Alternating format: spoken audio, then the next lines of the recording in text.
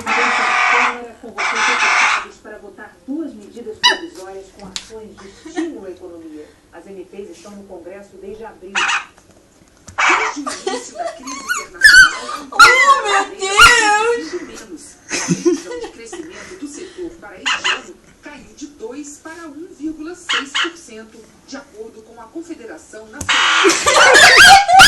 para estimular a produção industrial e a Acabou, Totó, acabou. ministro da Fazenda. Depois, seguiram para o Congresso Nacional. Mas até agora não houve votação. Existe risco de serem anuladas.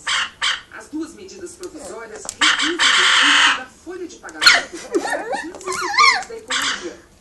São 35 bilhões de reais no Tesouro ao BNDES para emprestar para investimentos. Reduzem os juros desses empréstimos e priorizam os produtos nacionais nas compras do governo federal.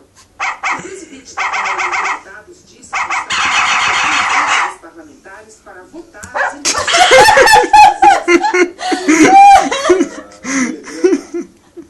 Ontem, para todos os deputados, alertando para a importância das 2 medidas provisórias e convocando para a sessão extraordinária de segunda-feira à tarde, às 16 horas, e terça-feira, o dia todo. O governo explica que as medidas estão programadas para entrar em vigor em agosto. Na semana que vem, todo o esforço de recuperação da economia este ano estará comprometido. Várias empresas fizeram planos de investimento, planos de exportação, contando com essa desoneração.